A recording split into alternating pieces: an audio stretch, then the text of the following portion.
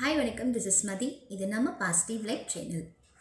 குண்டலினியை பற்றி ஒரு தெளிவான விளக்கம் நான் கொடுத்துருந்தேன். அதை பார்த்துட்டு உங்களுக்கு இருக்க சில சந்தேகங்கள், உங்களுக்கான தீர்வுகள் அதை பற்றி கேட்டிருந்தீங்க. என்னால் முடிஞ்ச அளவுக்கு நான் கமெண்ட் பாக்ஸில் உங்களுக்கு நான் ஆன்சர் பண்ணியிருந்தேன். இப்போது அதை பற்றி தான் நம்ம தொடர்ந்து பார்க்க போகிறோம். இப்போது அது எப்படி என்னன்னு நான் உங்களுக்கு அந்த ஃபஸ்ட்டு பார்ட்லேயும் நான் உங்களுக்கு சொல்லிட்டேன். நீங்கள் அந்த வீடியோவை பார்க்கலன்னா ப்ளேலிஸ்ட்டில் இருக்கும், அதை நீங்கள் ஒரு முறை பார்த்து அப்சர்வ் பண்ணிக்கோங்க. பார்த்துட்டு இந்த வீடியோவும் பாருங்கள், உங்களுக்கு இன்னும் நல்லா புரியும். இப்போது வெளியே போய் அந்த குண்டலினியை ஏற்றுறதுக்காக மட்டும் பயிற்சி எடுக்கிறவங்களுக்கு நான் இந்த பதிவு நான் போடலை. ஏன்னா அவங்கள கைட் பண்ணுறதுக்கு கண்டிப்பாக அவங்களுக்கு ஒரு ஆசிரியர் நிச்சயமாக இருப்பாங்க, குரு ஆசிரியர் அந்த கிளாஸில் இருப்பாங்க, அவங்க பார்த்துக்குவாங்க. இப்போது இந்த பதிவு யாருக்காக அப்படின்னா, வீட்டில் எந்த ஒரு எதிர்பார்ப்பும் இல்லாமல் குண்டலினி இந்த சிம்டமால் இதுதான் எனக்கு எழும்பியிருக்கு, இதுதான் அப்படின்னு எனக்கு கன்ஃபார்ம் ஆகிடுச்சு அப்படின்ட்டு கொஞ்சம் இருப்பாங்க. அவங்களில் பல பேர் ரொம்ப பயத்தில் இருக்காங்கன்றதை நான் தெரிஞ்சுக்கிட்டேன். அந்த ஃபஸ்ட்டு வீடியோ மூலமாகவே நான் தெரிஞ்சுக்கிட்டேன். நீங்கள் அதிலிருந்து மீண்டு வரணும், எப்படி வரணும் அதை பற்றி தான் இப்போ நான் தெளிவாக உங்களுக்கு சொல்ல போகிறேன். இது நீங்கள் எதுவுமே தெரியாமல் விழுந்து நான் கற்றுக்கணும், அதாவது இந்த குண்டலினி சக்தியால் நிறைய பேர் ஓப்பனாக சொல்கிறது கிடையாது. இந்த குண்டலினி ஆக்டிவேட் ஆச்சுன்னா நீங்கள் ஓஹோன்னு இருக்கலாம், நல்ல தெளிவாக உங்களோட மூளை வேலை செய்யும், இதை மாதிரி விஷயங்கள், அந்த ஒரு கவர்ந்த பேச்சு இருக்குல்ல, அது எல்லாமே உண்மைதான். ஆனால் எல்லா விஷயங்களுக்கும் ஒரு பக்கம் மட்டும் இருக்காதுல்ல, இன்னொரு மறுபக்கமும் இருக்கும். ஏன்னா நமக்கு சித்தர்கள் மூலமாக நம்ம பயிற்சிகளை கற்றுக்கிட்டோம் அப்படின்னா கண்டிப்பாக ப்ராப்பராக ஒவ்வொரு ஸ்டெப்பாக நம்ம சரியாக போவோம், புரியுதுங்களா? ஆனால் தானாகவே ஆக்டிவ் ஆகிருக்கு, அந்த ஆக்டிவேட் எனக்கு தெரியல, குண்டலினி இதுதான் எனக்கு தெரியாதுங்க, நான் சாதாரணமாக வீட்டில் மெடிடேஷன் பண்ணேன். அப்படி மெடிடேஷன் பண்ணும்போது பல வருடங்களாக நான் பண்ணியிருக்கேன், ஒரு 4-5 வருஷம் 6 வருஷம் நான் பண்ணியிருக்கேங்க. ஆனால் இப்போது எனக்கு இது ஆக்டிவ் ஆகிருக்குன்னு நான் தெரிஞ்சுக்கிட்டேன். எனக்கு இதுதான் கன்ஃபார்ம். அப்படின்னா இப்போது எனக்கு அதிலிருந்து வர அந்த சில வழிகள், சில விஷயங்கள்லாம் நடக்கும்ல, அதிலிருந்து நான் எப்படி மீண்டு வர்றது? இதில் பார்த்திங்கன்னா நான் ஒரு விஷயம் தெரிஞ்சுக்கிட்ட, ஒரு விஷயம், காலேஜ் ஸ்டூடெண்ட்டுன்னு நினைக்கிறேன், எக்ஸாம் நல்லா எழுதுறதுக்காகவே நான் ஏதோ பண்ணேன், அந்த பயிற்சி பண்ணேன், எனக்கு இதை மாதிரி இருக்குது அப்படின்னு கூட கேட்டிருந்தாங்க. எல்லாருக்குமே தான் நான் சொல்கிறேன், நீங்கள் தெரியாமல் பண்ணியிருந்தீங்கன்னா, இப்போது வீடியோவை பார்த்துட்டு, ஒரு யூடியூப் வீடியோவோ இல்லை ஏதோ ஒரு ஆன்லைன் கிளாஸோ எங்கேயோ நீங்கள் பார்த்துட்டு கிரியா யோகம், வாசி யோகம், நிறைய குண்டலினிக்கான நிறைய பயிற்சிகள் இருக்கு இல்லையா, ஒரு விஷயம் மட்டும் கிடையாது. இது எல்லாமே ஒருத்தவங்க மூலமாக நான் கற்றுக்காமல் தானாகவே நான் பண்ணேன், அவங்க சொல்லி கொடுத்தாங்க, அதை நான் பார்த்துட்டு நான் வீடியோ மூலமாக பண்ணேன், நான் இதை படிச்சுட்டு பண்ணேன் அப்படின்னா அவங்களுக்கு என்ன சொல்யூஷன் சொல்கிறதுன்னு எனக்கு தெரியல. ஏன்னா அவங்க எந்த ஸ்டேஜில் இருக்காங்கன்றது எனக்கு தெரியாது. பார்த்தா மட்டும்தான், இல்லை அவங்க கூட பேசினா மட்டும்தான், என்ன எஃபெக்ட் ஆகிருக்கு, என்ன ரீசன் தெரிஞ்சால் மட்டும்தான் நம்மளால் கைட் பண்ண முடியுமே தவிர மற்றபடி எதுவும் பண்ண முடியாது, ஓகேங்களா? ஆனால் தானாகவே நல்ல விஷயங்கள் பண்ணுவேன். எனக்கு ஆன்மீகத்தில் நிறைய அனுபவம், அந்த ஒரு இன்ட்ரெஸ்ட் இருக்குது. இன்னொன்று, மெடிடேஷன் அப்படிங்கிறது ஒரு நல்ல பழக்கம்தான். அது பல வருடங்கள் ஆக ஆக என்ன ஆகும், நம்மளுக்கு இந்த குண்டலினி எழுப்புறதுக்கான விஷயமும் அங்கே நடக்கும். அது ஒரு சில பவரால் கண்டிப்பாக அது நடக்கும். அப்படி ஆனவங்களுக்கு பயப்படக்கூடாது. ஃபஸ்ட்டு நீங்கள் எதுவும் தப்பு ஒன்றும் பண்ணலையேங்க, வீட்டில் இருந்து சாதாரண மெடிடேஷன் தான் பண்ணியிருக்கீங்க. அந்த மெடிடேஷன் ஒரு நார்மலான மெடிடேஷன் தான் நீங்கள் பண்ணியிருக்கீங்க. ஆனால் உங்களுக்கு என்ன ஒரு விஷயம் தெரியாமல் போச்சுன்னா, ஒரே மெடிடேஷன் தான் மோஸ்ட்லி பண்ணியிருப்பீங்க, ஆக்கினை தவம் தான் கண்டிப்பாக பண்ணியிருப்பீங்க. அதாவது அந்த புருவ மத்தியில் கவனம் செலுத்தி. ஏன் நீங்கள் அதை மட்டுமே பண்ணியிருப்பீங்கன்னா, மெடிடேஷன் இது மட்டும்தான் உங்களுக்கு நல்ல ஒரு இன்ட்ரெஸ்ட்டாக இருந்திருக்கும், அதை மட்டும் நீங்கள் பண்ணியிருப்பீங்களே தவிர அந்த தியானத்துக்குள்ளே எத்தனை வகை தியானங்கள் இருக்குது, அதெல்லாம் எப்படிப்பட்டவைன்னு நீங்கள் தெரிஞ்சுக்க இன்ட்ரெஸ்ட் இல்லாமல் இருந்திருப்பீங்க. ஓகேங்களா? எனக்கு இந்த தியானம் பண்ணும்போது எனக்கு மன நிம்மதி இருக்குது, என் குடும்ப சூழ்நிலை எனக்கு நிம்மதியாக இருக்குது, நான் ரொம்ப ஹாப்பியாக ஃபீல் பண்ணுறேன், என்னை சுற்றி நல்லது நடக்குது, எல்லாமே ஃபேக்ட் தான். அப்படி தியானம் பண்ண பண்ண, நார்மலான ஒரு தியானம் பண்ண பண்ண பல வருடங்கள் கழித்து இந்த மாதிரி சிம்டம்ஸ் தானாக வந்திருக்குன்னா பயப்பட வேண்டாம். கண்டிப்பாக ஏதோ ஒரு இறையோட அருள் நிச்சயமாக இருக்குது.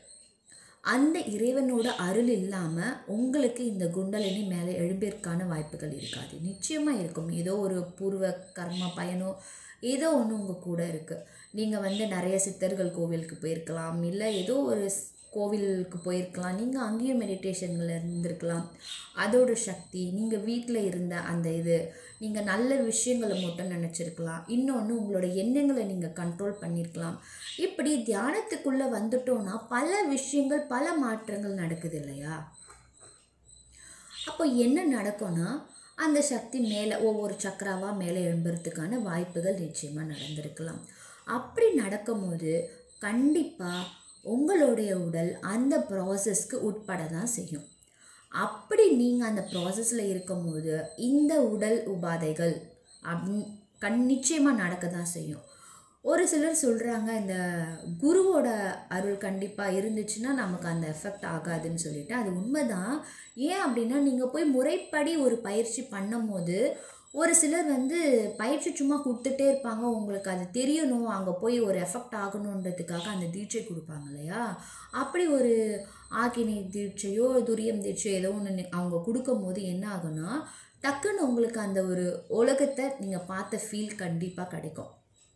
அந்த ஒரு ஃபுல் பவர் அவங்கக்கிட்ட இருக்கும், ஒரு உண்மையாக பயிற்றுவிக்கிறவங்களா இருந்தாங்கன்னா. அப்போது நீங்கள் அந்த அனுபவம் உங்களுக்கு மேலே எழும்பி உங்களை கொஞ்ச நேரம் அதை அனுபவிக்க விட்டுட்டு, அதோட அனுபவத்தை நீங்கள் அந்த ஃபீலுக்கு போயிட்டு வந்த உடனே என்ன பண்ணுவாங்கன்னா, டக்குன்னு அந்த சக்தியை அப்படியே உங்களுக்கு கீழே இறக்கிடுவாங்க. கீழே இறக்கி விட்டதும் நீங்கள் என்ன ஆகிடுவீங்க, நார்மல் ஆகிடுவீங்க. உங்களோட சக்திகள் அங்கே சமநிலைப்படுத்தப்படுது. கொஞ்ச நேரம், ஒரு நாள், ஒரு 2 நாள் உங்களுக்கு ஒரு மயக்கமான ஒரு உணர்வாக கூட இருக்கலாம். ஒரு சிலருக்கு இருந்துட்டு அடுத்த நாளே பார்த்தாங்கன்னா அவங்க நார்மல் ஆகிடுவாங்க. ஏன்னா அந்த சக்திகள் மேலே இருக்கிறதுக்கு பழக்கப்படலை. குருவோட அருளால், அந்த ஆசிரியோட அருளால் அவங்களுக்கு அந்த இடத்த காட்டப்பட்டது. அப்போது மேலே போயிட்டு அந்த சக்தி எங்கே இருக்க விரும்பும், கீழே இறக்குனதும் அது எங்கே ரொம்ப ஆழமாக பழக்கப்பட்டிருக்கோ அந்த இடத்துக்கு தானே வர விரும்பும். அப்போது அவங்களுக்கு அதிகமாக இருந்தது எங்கே, கீழே தான்.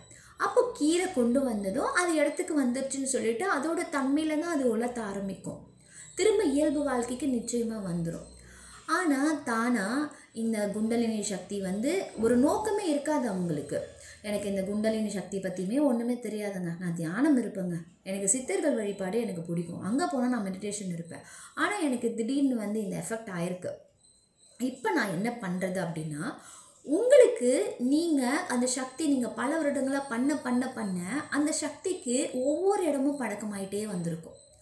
அப்போ அதுக்கு என்ன நோக்கம் இருக்கும், மேலே எழும்ப தான் பார்க்கும். அப்போ நீங்கள் இன்னும் பல வருடங்களாக அந்த ஆகினியில் நீங்கள் ஒரு 4 வருடம் 6 வருடம் மேலே மேலே நீங்கள் பண்ணிகிட்டே இருக்கும் போது என்ன ஆகும்னா, அது மேலேயே தான் இருக்கும். மேலே எழும்ப தான் அதுக்கு பழக்கப்படுத்திட்டீங்க. அதனால தான் உங்களுக்கு சட்டுன்னு கீழே இறங்க வழி தெரியல. இன்னொன்று, கீழே மேலே ஏறுறதுக்கான ஒரு தவம் தெரிஞ்சவங்களுக்கு கீழே இறங்குறதுக்கான தவம் என்னன்னு தெரியல. அப்போ ஒவ்வொரு விஷயமும் நடக்கும்போது அவங்கள சுற்றி ஒரு பயம், பெரிய பயம்.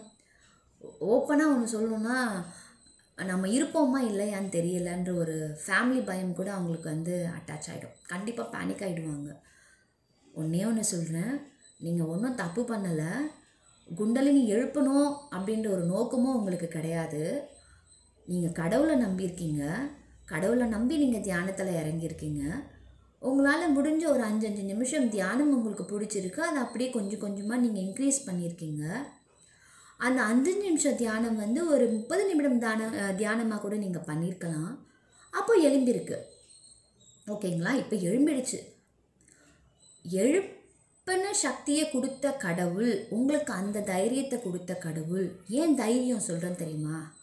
ஒவ்வொரு சக்கரமாக அந்த சக்தி ஏற ஏற சாதாரண புஷ்ஷுன்னு ஏறிடாதுங்க. குரு அருள் இருக்கும் போது தான் அது ஈஸியாக ஏறும். தானாக நீங்கள் ஏற்றணும் அப்படின்னா அது எவ்வளோ கடினம் தெரியுமா? பயிற்சி கொடுத்து பொறுமையாக ஏற்ற சொல்லி கொடுக்குற குருவுக்கு இது தெரியும். அந்தந்த இடத்துல வந்தால் அவன் எவ்வளோ கஷ்டப்படுவான்னு நிச்சயமாக தெரியும். கொடுத்து சடனாக அந்த இடத்த காட்டி கீழே இறக்குறது வேறு, தனியாக பயிற்சி கொடுத்து அவங்களுக்கு முழுமையாக ஒரு ஞான மார்க்கத்துக்கு கொண்டு போகிறது வேறு. ஓகேங்களா? அது வேறு. தானாக எழும்புறது வேறு. இது மாதிரி 3 பாட்டாக இருக்குது. அப்போது அந்த உடனே தீட்சை கொடுத்து உடனே அந்த இடத்த காட்டி கீழே இறக்கி வந்துட்டு நார்மல் ஆக்குறாங்களா, அந்த பாட் விட்டுடுங்க. பயிற்சி கொடுத்து ஒவ்வொன்றா ஏற்றி அவங்களுக்கு ஞான மார்க்கத்துக்கு கொண்டு போகிறாங்களே, அவங்களும் அந்த வகுப்பில் அவங்க பார்த்துக்குவாங்க. அவங்களையும் அப்படியே விட்டுருங்க. 3வது, தானாக எந்த ஒரு எதிர்பார்ப்பும் இல்லாமல் பண்ணி இந்த மாதிரி ஆயிருக்கு அப்படின்றவங்களுக்கு ஒரே ஒரு நம்பிக்கை மட்டும் மனசில் வச்சுக்குங்க. கடவுளோட அருள், உங்களோட பூர்வ ஜென்ம கர்மா, ஏதோ உங்களோட முன்னோர்கள் ஆசீர்வாதம், உங்களோட நல்ல எண்ணங்கள், நல்ல செயல்கள் இருக்கவே தான் உங்களுக்கு இது ஆயிருக்கு. அது ஆயிருக்குன்னும் போது என்னன்னா, இப்போ ஒரு விஷயமா நீங்கள் தெரிஞ்சுக்கிறீங்கல்ல, அந்த குண்டலினி சக்தி மேலே எழும்புதுன்னா, இப்போ நீங்கள் அவஸ்தைப்படும் போது நீங்கள் கடவுள்கிட்ட வேண்டும் போது அதை க்யூர் பண்ணுறதுக்கான ரெக்கவர் பண்ணுறதுக்கான ஒரு விஷயமும் நீங்கள் தெரிஞ்சுக்கிறீங்களா? அது இதனால் அந்த சக்தியால் தான், அந்த இறை அருளால் தான். அப்போது நீங்கள் அதன்படி நீங்கள் செயல்பட ஆரம்பிங்க. அப்போது கண்டிப்பாக அதை நீங்கள் தெரியாமல் உங்களுக்கு இதை மாதிரி எஃபெக்ட் ஆகும்னு தெரியாமல் நீங்கள் முடிச்சிட்டிங்கப்பா. இப்போ என்ன பண்ணணும்? தைரியம் தான் ஃபஸ்ட்டு வேணும். ஒன்றும் ஆகாது, பயப்படாதீங்க. இதை கண்டிப்பாக நீங்கள் நார்மலுக்கு கொண்டு வர முடியும். நீங்கள் படிக்கிற ஆளாக இருந்தாலும் சரி, வேலைக்கு போகிற ஆளாக இருந்தாலும் சரி, பெண்களாக இருந்தாலும் சரி, பயப்பட வேண்டாம். தியானம் ஒரு பெரிய தவறு கிடையாது. 2வது, கண்டிப்பாக வழி காட்டுவார் கடவுள். நிச்சயமாக 100% நம்பிக்கை வைங்க, பயம் வேண்டாம். திரும்ப நான் ஏன் இந்த வார்த்தையை சொல்கிறேன்னா, பயம்தான் ஃபஸ்ட்டு உங்களை அழிக்கிறதுக்கான ஒரு விஷயம். தவறான வழியில் கொண்டு போயிடும். அந்த பயம் என்ன பண்ணோன்னா, ஒரு சமயம் பித்து பிடிக்க கூட வச்சிரும். குண்டலினி சக்தின்றது சாதாரணமான விஷயம் கிடையாது. யாரும் அந்த அளவுக்கு ஒரு அதோட முழு தன்மையை சொல்லலை அப்படின்னு தான் நான் வெளிப்படுத்தலை. அது வெளிப்படுத்தக்கூடாதா என்னன்னோ எனக்கு தெரியலை. ஆனால் ஒரு சில விஷயங்கள் நானே இதுக்கு முன்னாடி வீடியோ போடணும், இன்னும் தெளிவாக போடணும்னு நினைக்கும் போது எனக்கே நிறைய தடங்கள் ஆயிருக்கு. ஸோ நான் உங்களுக்கு அதில் நடக்கிற மேஜிக்கலோ மிராக்கலோ நான் எதுவுமே நான் உங்களுக்கு சொல்லலை. ஓகேவா? கடவுள்கிட்ட நான் வேண்டிட்டு ரெக்கவர் ஆகணும். அவங்களுக்கு அது இந்த ஒரு பதிவு அவங்களுக்கு உதவியாக இருக்கும். அதை மட்டும்தான் நான் இப்போ சொல்ல போகிறேன்னு மனசில் வச்சுக்கிட்டு தான் நான் வந்திருக்கேன். ஓகேங்களா? வேறு எந்த ஒரு விஷயத்தையுமே நான் சொல்லலை. சரிங்களா? தெரிஞ்சு பண்ணாதீங்க. குண்டலினி யோகத்தை நல்லா புரிஞ்சு அதனால் என்னென்ன நடக்கும், என்ன ஆகும், எங்கே போய் கற்றுக்கணும், என்ன செய்யணுன்றதை முழுமையாக தெரிஞ்சு நீங்கள் பண்ணுங்கள். ஆனால் எதிர்பார்க்காம இதை மாதிரி ஆக்டிவேட் ஆகிடுச்சு அப்படின்னா தானாகவே பண்ண முடியும். முதல் விஷயம், பயம் இருக்கக்கூடாதுன்னு நான் உங்களுக்கு சொல்லிட்டேன். அடுத்து, ஒரு சக்தி மேலே எழும்புது அப்படின்னா அது மொத்தமே ஹீட் ப்ராசஸ் தான். அப்போது நீங்கள் அதை என்ன பண்ணணும்? குளுமைப்படுத்தணும், சாந்தப்படுத்தணும். புரியுதுங்களா? ஆக்கினி தவமோ துரிய தவமோ நீங்கள் எந்த அளவுக்கு ஒரு 6 வருஷம் நீங்கள் பண்ணியிருக்கீங்க அப்படின்னா, ஒரு 2 நாளைக்கு சாந்தி தவம் பண்ணால் உங்களுக்கு அது சரியாக உங்களுக்கு கிடச்சிருமா? நீங்களே சொல்லுங்கள். எத்தனை பல வருஷங்களாக புருவ மத்தியிலேயே வச்சு நீங்கள் தியானம் பண்ணியிருப்பீங்க. அது உங்களுக்கு நீங்கள் ஒரு 6 நாள் நீங்கள் அந்த ஆக்கினை தவம் துரிய தவம் ஏதோ ஒன்று பண்ணுறீங்க, மாற்றி பண்ணிக்கிட்டு இருக்கீங்க அப்படின்னா கண்டிப்பாக ஒரு நாள் நீங்கள் சாந்தி தவம் கொடுத்துருந்தா இந்த ஒரு விஷயம்லாம் உங்களுக்கு நடக்காது. அது மேலே எழுமோ கீழே எழுமோ உங்களை ஒரு பேலன்ஸாக வச்சுருந்துருக்கும். அது உங்களுக்கு தெரியலை, நீங்கள் அறியாமல் பண்ணிட்டீங்க. சரி, முடிஞ்சிருச்சு.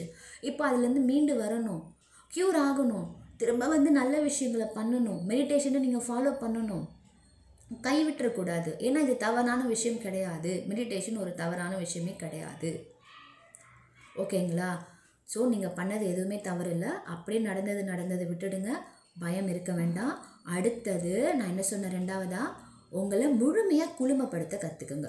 அதுக்கு முழுமையானா உங்கள் உடம்பு தெரியும், ரொம்ப குளிர்ச்சி அடைஞ்சிச்சு, இதுக்கு மேலே எனக்கு இருந்ததுன்னா இன்னும் கோல்டு எஃபெக்ட் ஆகும். அந்த மாதிரி விஷயம்லாம் உங்கள் பாடி கண்டிஷன் உங்களால் அப்சர்வ் பண்ண முடியும். உங்களோட பாடி கண்டிஷன் உங்களுக்கு தெரியும். அப்போ ஓரளவுக்கு கொஞ்சம் கொஞ்சமாக குளுமைப்படுத்துங்க. ஓகேங்களா? அடுத்து என்னென்னா, ஹீட் ப்ராசஸ் நிறைய ஆயிருக்க உடம்புக்குள்ளே வந்து அந்த அல்சர் மாதிரி புண் ஏதாவது வந்திருக்கலாம். நடக்குங்க. இது மாதிரி விஷயம் நடக்க தான் செய்யும். அப்போது நீங்கள் வந்து இந்த மணத்தக்காளி கீரை அது உடம்பு உள்ளுக்குள்ளே இருக்க அந்த புண்ணில் ஆற்றக்கூடிய ஒரு விஷயம், காரம் இல்லாமல் அதை எடுத்துக்க பழக்குங்க. கொஞ்ச நாளைக்கு எல்லாமே நீங்கள் மீண்டு ஒரு தெளிவாக வர்ற வரைக்கும், ஓகேங்களா? அதை மாதிரி ஃபுட்டை நீங்கள் தாராளமாக எடுத்துக்கலாம்.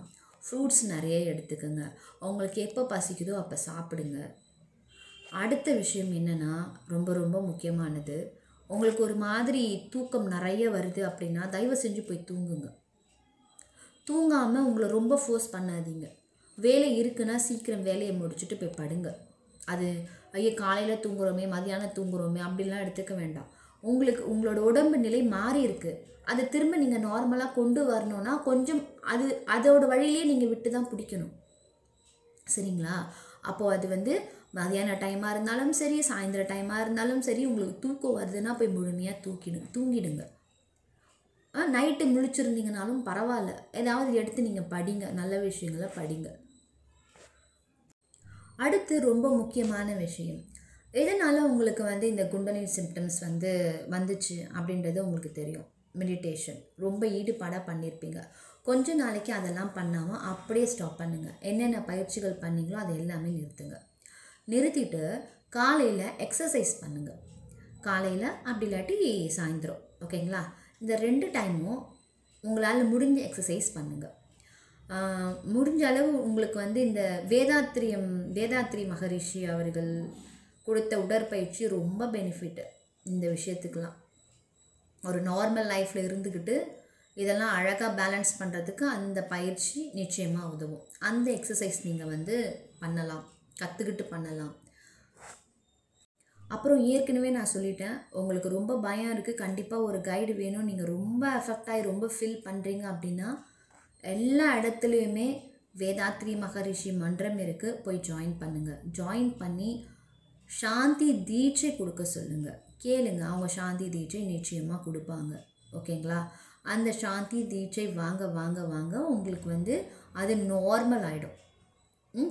அடுத்து வந்து ஒன்று சொல்கிறேன், ஆன்மீகத்தில் உள்ளே வந்திருக்கோம், தியானம் பண்ணுறோம், நாங்கள் அமைதியாக தான் இருக்கணும், ரொம்ப காமாக தான் இருக்கணும், நான் வந்து ரொம்ப ஆடம்பரமான ட்ரெஸ்ஸோ அதெல்லாம் நான் போடக்கூடாது, நான் இப்படி தான் வாழணும், யார்ட்டும் பேசக்கூடாதுன்னு உங்களே நீங்கள் வந்து கட்டுப்பாடு வச்சுக்காதீங்க. அப்படி ஒன்றும் கிடையாது. குடும்பத்தில் இருந்துக்கிட்டு, குடும்பத்தில் அந்யோன்யமாக நல்ல மகிழ்ச்சியாக வாழ்ந்துக்கிட்டு நீங்கள் அந்த ஆன்மீகத்தை ஃபாலோ பண்ண முடியும்.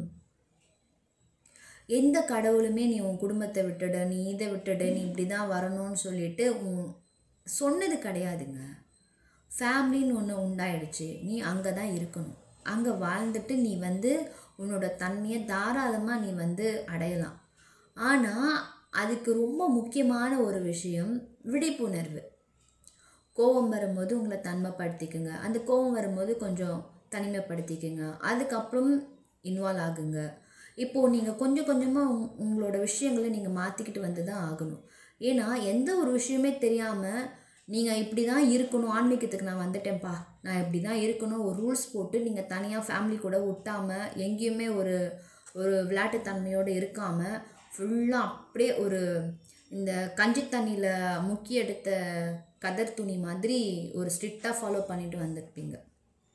இப்போ கொஞ்சம் அதெல்லாம் கொஞ்சம் தண்ணியை உடைச்சிக்குங்க, கூலாக இருங்க. ஒன்று சொல்லவா, நான் ஒரே ஒரு விஷயம் சொல்கிறேன். இப்போது குண்டலினி சக்தி எழும்புச்சின்னா அத்தனையும் ஹீட் ப்ராசஸ். சைலண்ட்டாக போயிட்டு வந்து தன்மையாக அவங்களால உட்காந்தா மட்டும்தான் அதை வந்து பேலன்ஸ் பண்ண முடியும் மகான்களால். மகான்கள் சொல்கிறேன் நான், நமக்கு சொல்லலை, மகான்கள். அவங்க போய் எதுவுமே வேணான்னு காட்டலாம் அங்கே இங்கேன்னு போயெலாம் பண்ணியிருக்காங்கல்ல, அவங்களாம் பாருங்கள் எங்கேயும் அந்த அளவுக்குலாம் உலர்த்த மாட்டாங்க. ஒரு இடத்துல அவங்க உட்காந்துருவாங்க, அதோட சக்தி அவங்களுக்கு தலைக்கு மேலே பிரகாசமாக அப்படி இருந்துட்டு இருக்கும். ஆனால் அவங்களுக்கும் அடுத்து இன்னும் ஒரு சில விஷயங்கள் பாருங்கள், பல மகான்கள் வந்து தானாக அவங்க வந்து நடந்துட்டு இருப்பாங்க, அவங்களுக்கு வந்து அந்த சக்திகள் பல மடங்கு இருக்கும். ஆனால் மனிதர்கள் கூட பேசுவாங்க. அந்த காலகட்டத்திலேயே நான் சொல்கிறேன், சித்தர்களுக்கும் இது தெரியும். சித்தர்களுக்கும் மனிதர்களுக்கு வந்து கண்டிப்பாக ஹெல்ப் பண்ணிட்டு தான் இருந்தாங்க. அந்த காலத்துலேயும் சரி, இந்த காலத்துலேயும் சரி. எப்படி நான் அதே நிலைமையில தான் இருப்பேன்னு அவங்க இல்லை. அவங்களும் அவங்களோட உடம்போட தன்மையை குளிர் வச்சுட்டு தான் இருந்திருப்பாங்க. சக்தியை இந்த சாந்தி தவம் சொன்னல, மூலாதார தவம் எப்படி ஆக்கினி துரியத்துக்கு மேலே பவரும், அதே போல் மூலாதார தவம் சாந்திக்கும் அந்த அளவுக்கு பவர் இருக்குது. அவங்க மேலே போயிட்டு அழகாக கீழே இறங்கி மனிதர்கள் கூடயும் பேசுவாங்க. மனிதர்களுக்கு என்ன உதவியோ அதை செய்வாங்க. அப்படி இருக்கும்போது நீங்கள் மட்டும் என்ன நான் மேலேயே தான் இருப்பேன் அப்படின்ற ஒரு பிடிவாதம் எதுக்குன்னு தான் நான் கேட்குறேன். சாந்தி தவம் பண்ணுங்க, வேறு வழியே கிடையாது அப்படின்னு நான் சொல்கிறேன். திரும்ப திரும்ப நான் என்ன பண்ணுறதுன்ற கேள்வி தான் வருதே தவிர உட்காந்து சாந்தி தவம் பண்ணுங்கள். 6 வருஷம் 7 வருஷம் நீங்கள் ஆக்கினையே பண்ணியிருப்பீங்கள்ல, புருவமத்திலே இருந்திருப்பீங்கள்ல. அப்போ அந்த சக்திக்கு கீழே இறங்கி வர்றதுக்கு நீங்கள் தான் வழிகாட்டணும். உங்களோட சக்கரங்கள்கிட்ட உங்களால் பேச முடியும். புரியுதுங்களா? ஏன்னா நீங்கள் நல்ல விஷயங்களை தான் பண்ணியிருக்கீங்க. ஒரு சிலர் வந்து நல்லதாக பண்ணால் தான் நல்லது நடக்கும் குண்டலினியில். அப்படி கிடையாது. குண்டலினி ஏறினாலே இது மாதிரி விஷயங்கள் நடக்க தான் செய்யும். நீங்கள் கெட்டவங்கன்னு ஆகிட முடியாது. ஏன்னா நீங்கள் தவம் மட்டுமே நோக்கமாக வச்சு பண்ணியிருக்கீங்க. மெடிடேஷன் மட்டுமே நோக்கமாக நிறைய பண்ணியிருக்கீங்க. தானங்கள் நிறைய பண்ணியிருப்பீங்க. எண்ணங்களை கண்ட்ரோல் பண்ணியிருப்பீங்க. ஒரு நல்ல மனிதனாக நீங்கள் மாறி வந்திருப்பீங்க. அப்போ உங்களுக்கு எப்படி நீங்கள் நல்லவன் இல்லைன்னு சொல்ல முடியும்? இந்த மாதிரி எஃபெக்ட் ஆகிருக்குன்னும் போது ஒன்றும் கிடையாது. தைரியத்தோடு மீண்டு வரணும். உங்களாலையும் திரும்ப சகஜமாக வாழ முடியும். ஓகேங்களா? ஸோ என்னென்ன தவம்லாம் பண்ணிங்களோ அதை அப்படியே விட்டுட்டு அடுத்து வந்து கொஞ்சம் நாளைக்கு ஃபுல்லாக அது ஒரு சிலருக்கு பார்த்திங்கன்னா ஒரு வாரத்துலேயே கொஞ்சம் அந்த தன்மை அடங்கிடும். டெய்லி காலையில் பண்ணலாம். எப்போல்லாம் உங்களுக்கு அந்த எஃபெக்ட் அதிகமாக இருக்கும் அப்போல்லாம் பண்ணலாம். இன்னொன்று இதுலேயே சொல்கிறேன், ஒரு சிலர் சொல்கிறாங்க எனக்கு உச்சி தலைக்கு மேலே குறுன்னு இருக்குது, ஒரு மாதிரி தலை சுற்றுது, தானாக இதுவாகுது. எல்லா விஷயத்துக்குமே ஒரே மெடிசன் நான் சொல்கிறது தாங்க. தைரியம் வேணும். அடுத்து நீங்கள் செஞ்ச அந்த தவத்தை கொஞ்ச நாளைக்கு விட்டுட்டு சாந்தி தவத்திலேயே தொடர்ந்து இருக்கணும். வேறு எந்த தவமும் பண்ணக்கூடாது. எப்போல்லாம் உங்களுக்கு இதை மாதிரி எஃபெக்ட் ஆகுதோ, தலை ஒரு மாதிரி சுற்றுது, தலை ஒரு மாதிரி இருக்குது அப்படின்னும் போதெல்லாம் நீங்கள் சாந்தி தவம் முழுமையாக இருக்கணும். சரிங்களா? சாந்தி தவம்னா ஒன்றும் இல்லை, உங்களோட மூலாதாரத்தில் முழு கவனத்தை வச்சுருக்கணும். புரியுதுங்களா? எப்படி புருவ மத்தியில் முழு கவனம் வச்சுட்டு இருந்தீங்களோ அதே எஃபெக்ட்டு மூலாதாரத்தில் வைக்கணும். மூலாதாரத்தில் கவனத்தை வைக்கிறது ரொம்ப கடினமான விஷயம். ஆக்னி தவத்தை விட இந்த மூலாதார தவம் ரொம்ப கடினம். ஏன்னா அதில் வந்து நம்ம பழக்கம் படுத்திகிட்டே இருக்கவங்களுக்கு அது பழக்கமாயிட்டு இருக்கும். நீங்கள் இப்போ தான் பண்ணுறீங்க, இப்போ தான் எல்லாமே நீங்கள் முயற்சி பண்ணி இப்போ தான் கொஞ்சம் வெளியே வரீங்க, இப்போ தான் உங்களுக்கே எல்லாமே புரியுது, இப்போ தான் இந்த உலகத்தையே புரிஞ்சுக்கிட்டு ஒரு தெளிவு உங்களுக்கு கிடைக்கிது. ஆன்மீகமே இதுதான்ற ஒரு தெளிவு கிடைக்குதுன்னும் போது உங்களுக்கு அங்கே அந்த தவம் பிடிப்பறது கொஞ்சம் லேட் ஆகும். அது எவ்வளோ நாள் ஆனாலும் சரி, 1 மாதமாக இருந்தாலும் சரி, 3 மாதமாக இருந்தாலும் சரி, விடா நம்பிக்கையாக சாந்தி தவம், கடவுள் கண்டிப்பாக என்னை மீட்டெடுப்பாருன்ற ஒரு நோக்கத்தோடு கடவுள் மேலே முழு நம்பிக்கை வச்சு மூலாதாரத்தில் நீங்கள் கவனத்தை செலுத்துங்க. அப்போது உங்களோட முழு கவனம் அதான் சாந்தி தவம். அடுத்து பார்த்திங்கன்னா உங்களோட உணவு விஷயத்தில் சில மாற்றங்கள் கொஞ்சம் கொண்டு வரணும். அதுக்கப்புறம் உங்களோட பழக்க வழக்கங்கள் சில மாற்றங்கள். நான் வந்து ஆன்மீகவாதிப்பா, நான் ஆன்மீகத்தில் ரொம்ப நாட்டமாக இருக்கிறதுனால நான் யார்கிட்டையும் அதிகமாக பேச மாட்டேன் அப்படின்னு கிடையாது. தேவையில்லாத வார்த்தைகளோ அடுத்தவங்களை வந்து தேவையில்லாமல் வம்பு இழுக்கிற வார்த்தைகளோ தான் பேசக்கூடாதுன்னு சொல்லப்பட்டிருக்கே தவிர நீங்கள் வாயவே திறக்கக்கூடாதுன்னு சொல்லலைங்க. மகான்களுக்கு தான் பேச மாட்டாங்க. ஏன்னா அவங்க வந்து பேசுகிற வார்த்தையே நல்லதாக தான் இருக்கும்.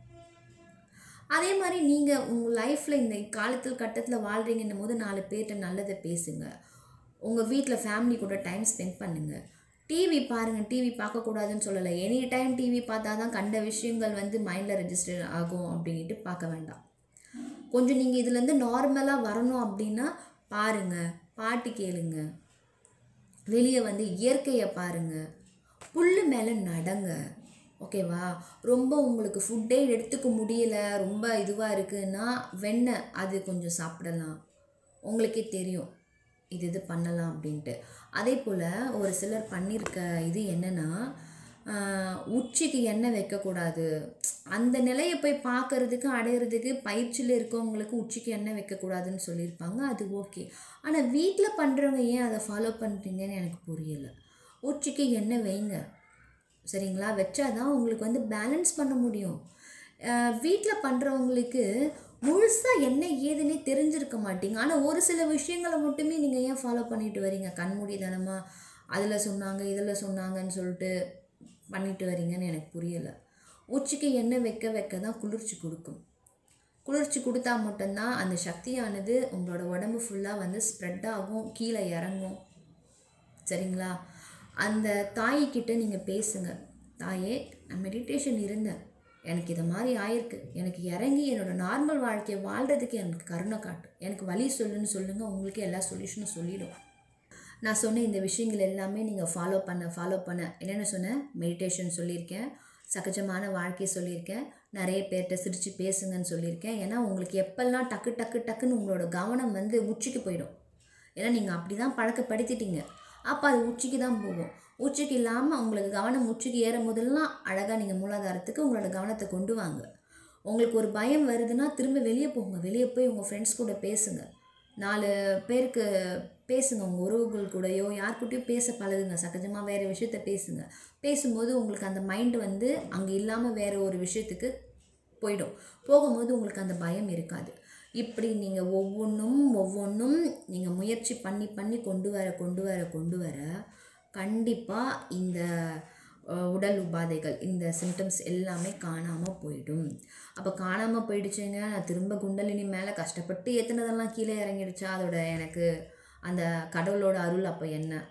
அந்த ஒரு மைண்ட் எடுத்துகிட்டு வராதிங்க. கடவுளோட அருள் நிச்சயமாக இருக்கவே தான் இவ்வளோ விஷயத்தையும் நீங்கள் தனி ஒரு ஆளாக நின்று நீங்கள் சமாளிச்சிருக்கீங்க. கடவுள் உங்களுக்கு வழி காட்டியிருக்காரு. யாரோ நீங்கள் கும்பிட்ட ஒரு சூஸ்தம குரு நிச்சயமாக உங்கள் கூட இருக்கார். அந்த குரு இருந்து உங்களுக்கு யார் மூலமாக வழி காட்டிக்கிட்டு இருக்கிறாரு. இது முழுமையாக நம்புங்க. அப்போ நான் திரும்ப ஆக்கினி தவம் துரியதவம் பண்ணக்கூடாதானா? பண்ணாதீங்க. எது வரைக்கும் பண்ணாதீங்கன்னு சொல்கிறேன். நீங்கள் முழுமையாக பல விஷயங்களை தெரிஞ்சு நீங்கள் இப்போது இந்த உங்களோட உடம்பு சாந்தமாகி ஒரு நார்மல் லைஃப்க்கு வாழ்கிற அளவுக்கு வந்ததும் திரும்ப நீங்கள் பண்ணலாம். ஆனால் எப்படி பண்ணணும்? திரும்ப ஆக்கினை மட்டுமே பண்ணக்கூடாது. அது வந்து ப்ராப்பராக ஒரு 2 நாள் ஆக்கினை பண்ணிங்க அப்படின்னா அடுத்த நாள் கண்டிப்பாக சாந்தி தவம் கொடுத்துக்குங்க. வெள்ளிக்கிழமான சாந்தி தவம் நீங்கள் பண்ண உங்களுக்கு ரொம்ப நல்லது. ஓகேங்களா? உங்களோட அந்த சக்தியானது உடம்பு ஃபுல்லாக ஸ்ப்ரெட் ஆகும். திரும்ப சொல்கிறேன், ஒரு பவரை வந்து ஒரு பலூனில் போட்டு வைக்கும் போது நிறைய அங்கே அப்போ ஒரு தண்ணி பலூனில் ஊற்ற என்ன ஆகும்? அது விரிஞ்சிக்கிட்டே வருது. இன்னும் அதிகமாக வெடிக்குதா? வெயிட்டு தாங்காமல், காற்று வேறு வெயிட்டு சொல்கிறேன், வெயிட் போட வெடிக்குதா? அப்போ உங்கள் சக்தியை வந்து மேலே ஏற்ற அது ஒரு பழுத்த பழமாய் கீழே விடுற நிலமையில் இருக்கும். அதுதான் வந்து ரொம்ப ரிஸ்கான விஷயம். அதை வந்து நீங்கள் அப்படியே கொஞ்சம் கொஞ்சமாக நீங்கள் செயல்படுத்த என்ன ஆகும்? உங்களுக்கு அதுவே பழகிடும். உங்களோட குண்டலினி சக்தியை மேலே ஏற்றுறது, கீழே இறக்குறது, எந்த சக்கரத்தில் இப்போ வந்து அது வேலை செய்யுது, இப்போ இங்கே இருந்தால் எனக்கு ஒரு மாதிரி இருக்குது, நான் கொஞ்சம் கீழே இறக்கணும், அது எல்லாமே உங்களால் தானாகவே பண்ண முடியும். ஏன்னா நீங்கள் குண்டலினியை வந்து ஆக்டிவேட் பண்ணிட்டீங்க, ஆக்டிவில் தான் இருக்குது. அதை வந்து நீங்கள் மூலாதாரத்தில் கொண்டு வந்து வச்சு ஒரு சாந்தி நிலையிலே நீங்கள் வச்சுருக்கணும். சரிங்களா? உங்களுக்கு எப்போ ஆக்கினை தவம் பண்ணணும்னு தோணுதோ நீங்கள் அப்போ அந்த புருவமத்தி தியானமும் ஆக்கினை தியானமும் ஒன்று தான். நீங்கள் நிறைய தெரிஞ்சுக்கணுங்க, நிறைய புரிஞ்சுக்கணும். இப்போ திரும்ப நான் போய் அதெல்லாம் தெரிஞ்சுக்கிறதுனால ஏதாவது ஒரு ஆபத்து வருமானா? அதெல்லாம் ஒன்றும் கிடையாது. புரிஞ்சுக்கிட்டீங்கல்ல, தெளிவாக தெரியப்படுத்துறதுக்கு தானே ஒரு விஷயம் நீங்கள் தெரிஞ்சுக்க ஆசைப்படுறீங்க. அது தெரிஞ்சு நீங்கள் பண்ணுறதுனால ஒன்றுமே கிடையாது.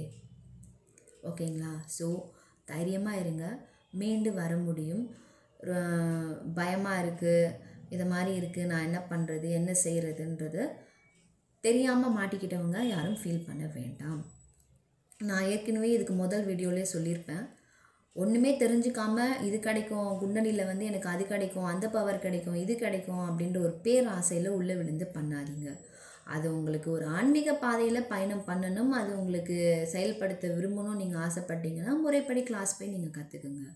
நான் இதான் சொல்லியிருப்பேன். எந்த ஒரு வீடியோவை பார்த்தோ இல்லை புக்கை படித்தோ தானாக நீங்கள் பண்ணாதீங்க. இப்போ நான் சொன்ன சொல்யூஷன் எல்லாமே யாருக்குன்னா, வீட்டில் பண்ணவங்களுக்கு இது கண்டிப்பாக ஆகும். ஏன்னா அவங்களோட ஒரு என்ன வைப்ரேஷன் இருக்குல்ல, அது அவங்களுக்கு தூய்மையாக தான் அவங்க பண்ணியிருப்பாங்க. பண்ணவே தான் அவங்க வந்து இந்த ஸ்டேஜ் அடைஞ்சிருப்பாங்களே தவிர ஒரு தவறான நோக்கத்தோட எனக்கு குண்டலினி ஆக்டிவேட் ஆகணும்ப்பா, எனக்கு இந்த சக்தி கிடைக்கணுன்ற நோக்கத்தோடு அவங்க பண்ணியிருக்க மாட்டாங்க. வீட்டில் தியானம் பண்ண பண்ண அவங்களுக்கு ஒரு நிம்மதி, ஒரு அமைதி, நல்ல விஷயங்கள் இதெல்லாம் சகஜம்தான்.